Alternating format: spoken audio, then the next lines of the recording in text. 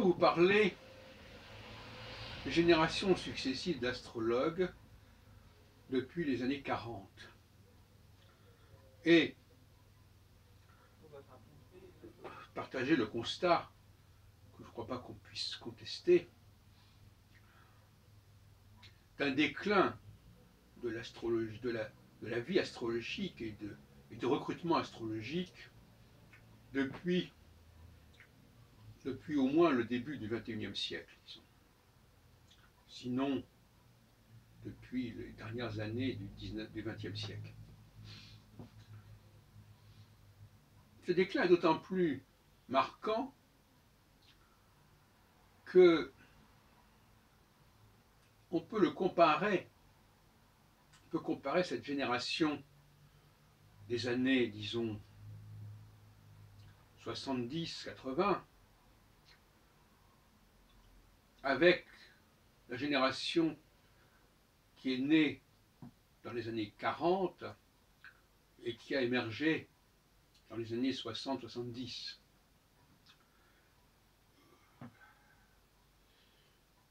Cette nouvelle génération, qui a aujourd'hui entre 30 et 40 ans, disons, est assez médiocre de manière générale.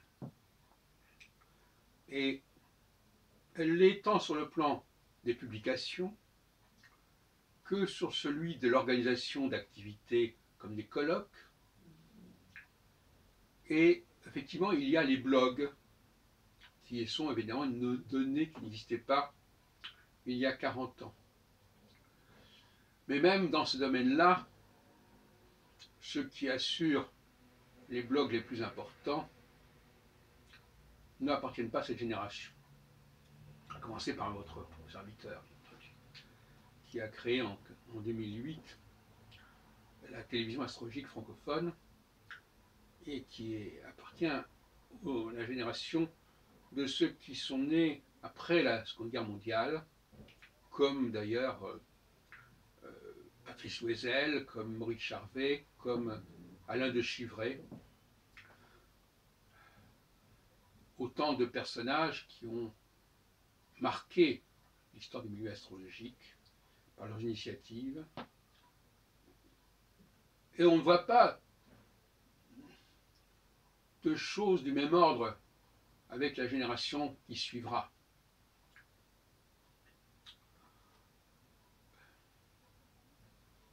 Ou plus exactement, ce n'est pas que ça n'existe pas. Les colloques sont organisés à Lyon, par Franck Nguyen, depuis pas mal de temps. Mais il défend une astrologie finalement assez sclérosée, je dirais, d'une certaine façon. Et surtout, qui n'a pas de dimension internationale, ni même européenne.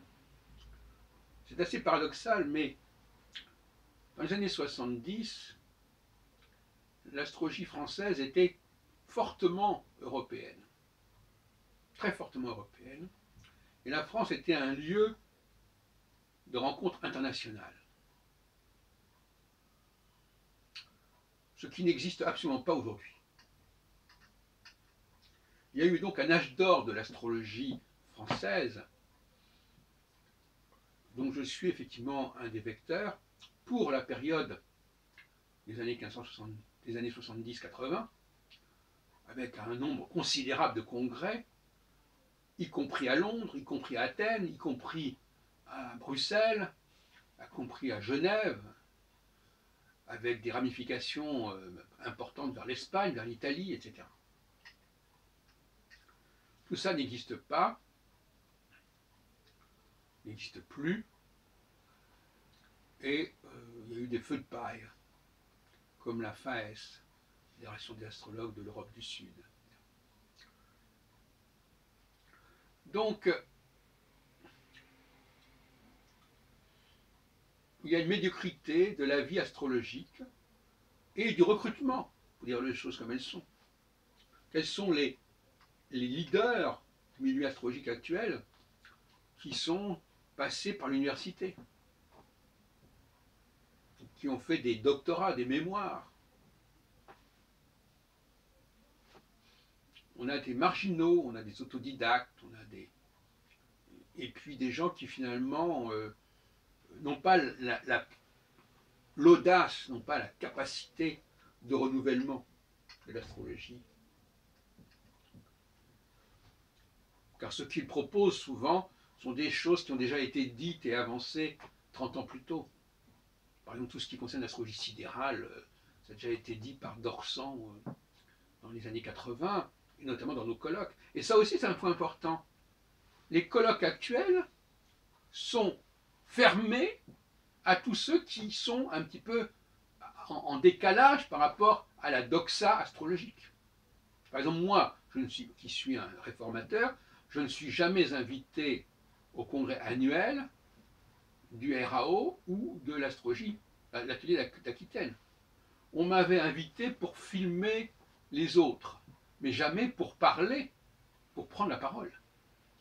Et même Baglis, c'est pareil, Baglis TV, on ne veut pas de gens qui pourraient dire des choses qui soient décalées avec les autres astrologues, etc. etc.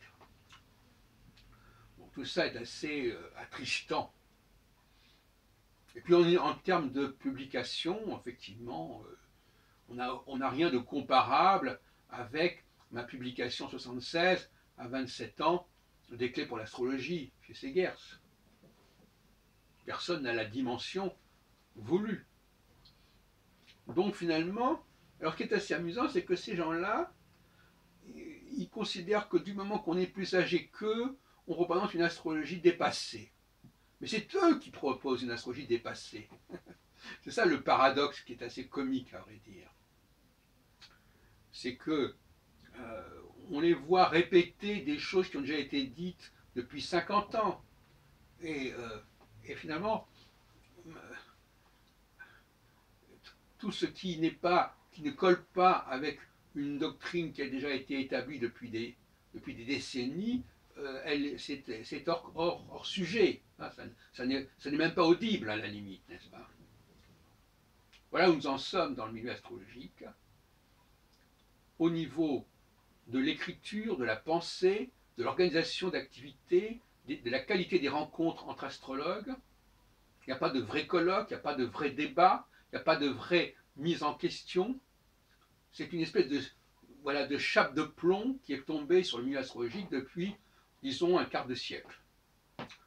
Avec notamment Yves Lenoble et ses congrès plan-plan des années 90 et au-delà.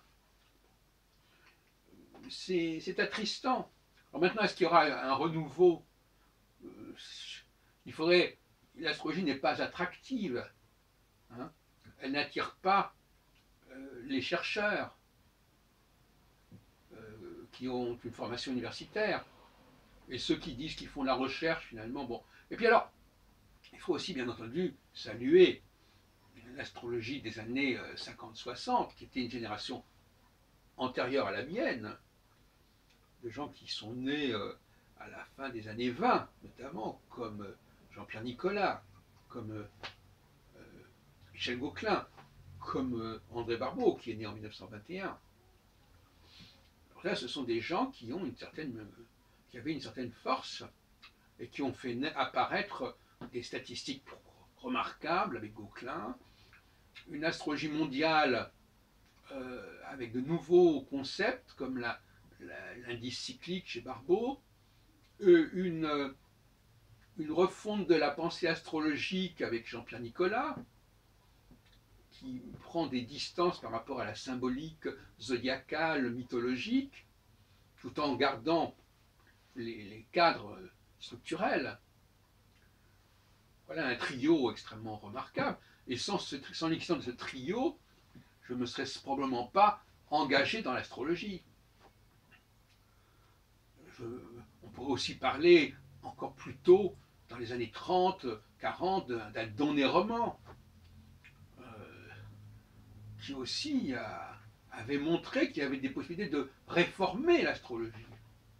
Aujourd'hui, personne n'est capable, dans la nouvelle génération des gens qui ont plus de 30 ans, qui ont entre 30 et 50 ans, disons, de réformer quoi que ce soit. La seule chose qu'ils sont capables de réformer éventuellement, entre guillemets, c'est d'ajouter une planète, éventuellement. Voilà. Donc l'astronomie viendrait au secours de l'astrologie pour lui donner une apparence de mouvement, d'avancée, d'évolution. Ridicule. Donc c'est un chantier, le spectacle de la vie astrologique chez les 30-40 ans, auquel on peut assister notamment sur un certain nombre de groupes, de blogs comme sur Facebook. Je pense à Éveil Astro de Kölsch, je pense à l'astrologie karmique de Laurence Larzul, etc. Ce sont des sectes véritablement. Alors il ne faut pas dire autre chose que ce qui se dit normalement, ce qui se répète. Donc il y a un déclin qui ne pourrait être compensé que en passant par-dessus. Parce qu'en réalité, on est en face d'un corporatisme en réalité. Un corporatisme, c'est-à-dire que ce sont des gens qui gagnent leur vie par l'astrologie et qui par conséquent valident leur astrologie par leur pratique et veulent valider leur pratique par une certaine forme d'astrologie plus ou moins établie et immuable. Donc finalement, nous avons affaire à des corporatismes où il s'agit de défendre tout simplement son métier, sa profession, son savoir-faire. Donc, alors nous avons bien sûr des exceptions. Quelqu'un comme Serge Brémorel, qui est quand même relativement jeune, mais lui, il est justement atypique. Il a une formation universitaire et, curieusement, n'est-ce pas, il a pris le parti de l'anti-astrologie, de l'astroscepticisme. Bon, voilà. Alors, lui, il était peut-être un peu trop loin, mais en tout cas, voilà, aujourd'hui, finalement, l'astrologie n'intéresse que ceux qui veulent la démolir et la démystifier. Donc ce n'est pas vraiment ce qu'on appelle la réforme de l'astrologie. D'ailleurs, Serge Brémorel n'a jamais été en mesure de réformer quoi que ce soit en astrologie. Il dénonce des erreurs, il dénonce des errements, mais il ne réforme pas. Voilà. Donc voilà où nous en sommes. Alors comment sauver cela? Eh bien, en changeant l'image de l'astrologie et en faisant venir à l'astrologie des gens qui a priori n'y seraient pas venus, mais l'astrologie a une image tellement négative à tout point de vue que personne n'a envie d'en faire une carrière lorsqu'on a des possibilités dans d'autres domaines. Ce qui n'était pas le cas à la fin des années 60, il y avait un frémissement. Et sans ce frémissement, parce que finalement, voyez-vous, les chercheurs ne sont intéressés que dans des domaines où les choses bougent, dans les domaines où il y a une remise en question. Si quelque chose est complètement sclérosé, ça fait fuir les chercheurs, les vrais chercheurs, ceux qui ont une vocation de recherche et qui ont les moyens de mener cette recherche. Donc je mets en garde contre cette façon de faire, et notamment, je pense que les colloques qui sont organisés à Paris, en province, doivent s'ouvrir à des voies nouvelles qui font bouger un peu l'astrologie. Et là-dessus, il y a une sorte de loi du silence qui fait que, voilà, on ne fait pas venir des gens qui pourraient troubler la paix mortelle qui règne sur le milieu astrologique français actuellement.